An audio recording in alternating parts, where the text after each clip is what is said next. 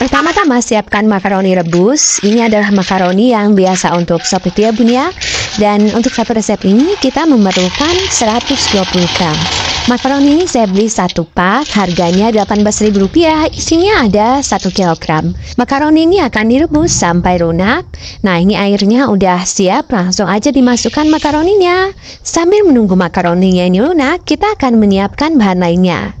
Siapkan tepung sagu atau boleh juga diganti dengan tepung tapioka sebanyak 60 gram. Siapkan juga tepung terigu 40 gram aja, dan jika menggunakan sendok makan ini hanya sekitar 3 sendok makan aja. Sekarang kita akan buat makaroni yang tadi sudah direbus. Ini udah 5 menit ya, dan ternyata ini masih belum lunak menurut saya. Jadi ini kita lanjut aja merebusnya. Yang penting jangan sampai kelembekan ya bun ya. Ini akan direbus sekitar 3 menitan lagi. Siapkan 2 buah wortel. Ini wortelnya sudah dikupas, dicuci bersih, kemudian dipotong dadu kecil-kecil. Atau boleh juga kalau mau diserut menggunakan serutan sayur nggak apa-apa. Yang penting ukurannya kecil-kecil agar nanti cepat matang saat kita masak.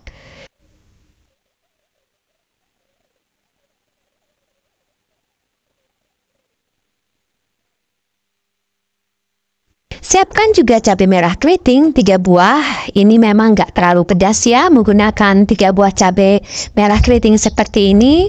Kalau misalnya bunda suka pedas, boleh ditambah lagi cabainya, atau boleh juga dicampur nanti dengan cabai bubuk agar pedasnya lebih mantap. Cabainya ini diiris tipis-tipis seperti ini.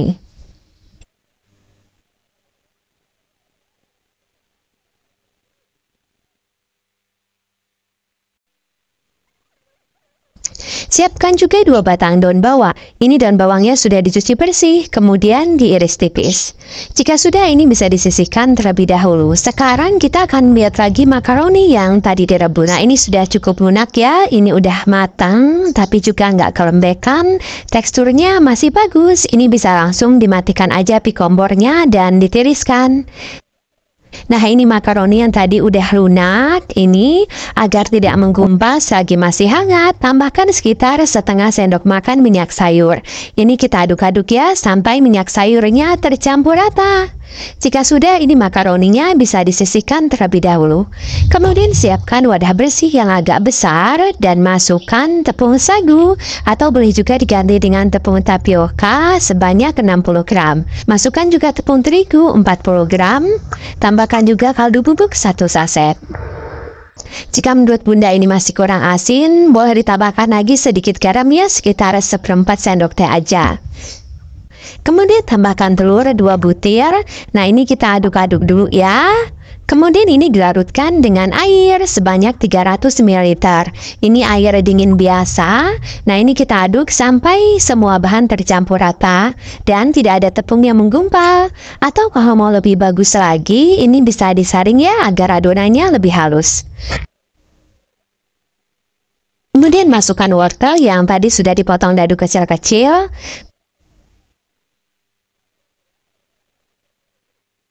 Tambahkan juga cabai merah keriting yang sudah diiris tipis. Serta masukkan juga daun bawang yang sudah diiris tipis juga. Nah ini kita aduk ya sampai semua bahan tercampur rata. Jika sudah rata, ini sudah siap untuk kita masak. Siapkan wajan takoyaki. Ini wajannya dipanaskan terlebih dahulu dan dioles dengan sedikit minyak sayur. Kemudian masukkan makaroni yang tadi sudah direbus sampai lunak. Nah ini karena tadi kita baluri dengan minyak sayur makaroninya ya saat setelah matang, jadi makaroninya nggak menggumpal. Dan itu memudahkan saat kita memasukkannya ke dalam cetakan. Ini memasukkan makaroninya nggak usah penuh-penuh amat, jangan terlalu padat, sedang aja seperti ini. Sisakan sedikit ruang karena ini nanti akan disiram dengan adonan telur sayur yang tadi sudah kita buat.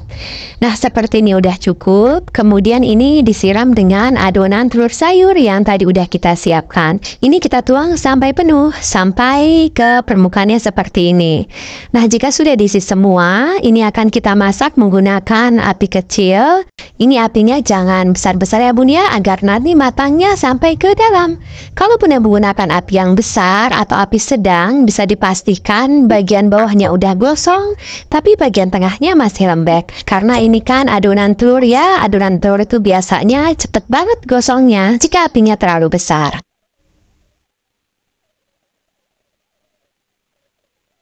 Jangan lupa ditutup agar matangnya merata.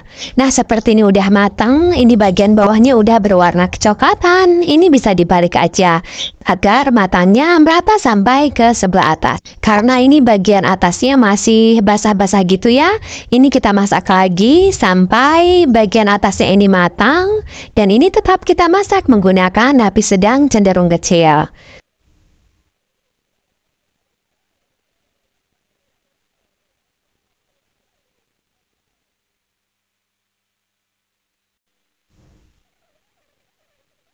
Nah, seperti ini udah matang ya. Ini bagian atasnya udah berwarna kecoklatan, udah matang dua sisinya. Ini bisa langsung diangkat aja.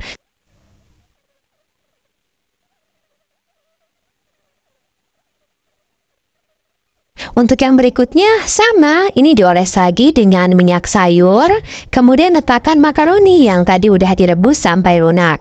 Setelah makaroninya masuk semua, kemudian ini disiram dengan adonan telur sayur yang tadi udah disiapkan.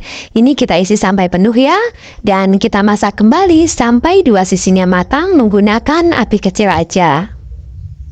Nah, ini yang tadi sebagian udah matang, ini belum semua selesai ya, masih ada di wajan yang belum matang. Ini kelihatan unik banget dan terlihat sangat lezat. Dari saat memasaknya tadi aja udah tercium wangi telur yang sedap kemana-mana.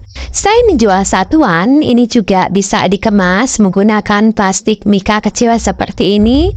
Ini bisa diisi sekitar 4 buah, boleh juga ditambahkan saus sambal saset sebagai pelengkap. Serta tempelkan juga label stiker thank you agar terlihat lebih menarik. Atau dalam penyajiannya ini juga cocok ya jika ditusuk menggunakan tusuk sate. Apalagi jika untuk jualan dan pangsa pasarnya anak-anak.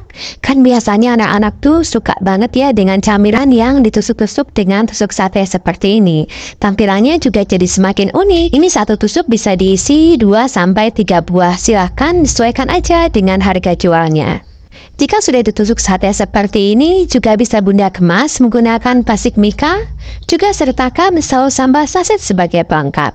Oh ya, jika bunda tertarik membeli label stiker thank you seperti ini, agar lebih mudah, saya sudah menuliskan link pembelian online-nya di deskripsi. Silahkan dicek. Soal rasa, jangan diragukan lagi. Ini enak banget. Ini dimakan dingin ataupun hangat sama-sama lembut. Bagian tengahnya berongga ya, sehingga semakin menambah cita rasa kelembutannya. Ini enak banget, telurnya juga gurih, berasa sedap mantap. Juga ada kres-kres ya dari wortelnya. Ini cocok banget untuk dijadikan sebagai ide jualan ataupun sekedar camilan keluarga. Untuk rincian modul dan resep sudah saya tulis di deskripsi, silakan dicek.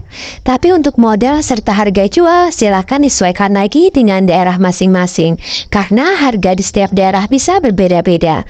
Terima kasih ya sudah menonton videonya, semoga bermanfaat dan jualan bunda laris manis. Mohon maaf ya jika ada salah. Wassalamualaikum warahmatullahi wabarakatuh.